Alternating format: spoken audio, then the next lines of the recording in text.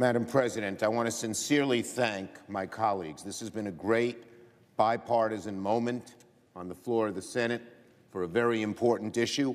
I want to thank particularly my colleagues from Florida, Senator Rubio, Maryland, Senator Cardin, New Jersey, Senator Menendez, and Idaho, Senator Risch, as well as all of those others who had a hand in this work.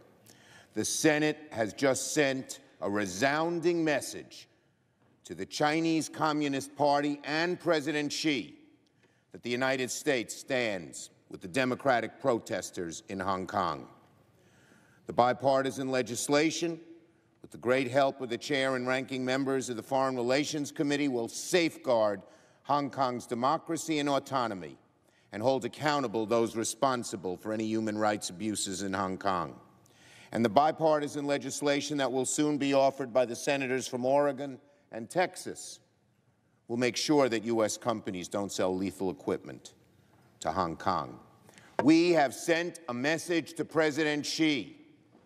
Your suppression of freedom, whether in Hong Kong, in Northwest China, or in anywhere else, will not stand.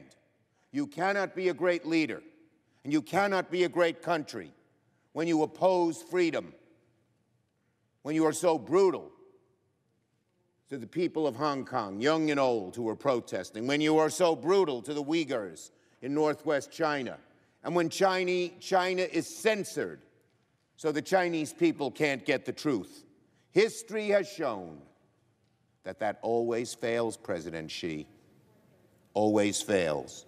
And yet China has taken dramatic steps backward in the curtailment of freedom. As my colleagues well know, the protests in Hong Kong have now taken an ominous turn.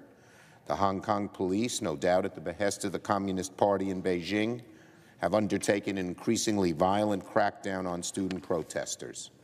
As the ruling party in Beijing continues to flout Hong Kong's judicial independence while perpetrating a brutal suppression of minority groups from one end of China to the other, American support for the democratic rights of Hong Kong citizenry is paramount. To the people of China, we stand with you in freedom. To the kids in Hong Kong, the students and the adults, we stand with you. To the Uyghurs who simply want to practice their religion, we stand with you. And freedom will prevail, and the Chinese system will either change or fail. I yield the floor.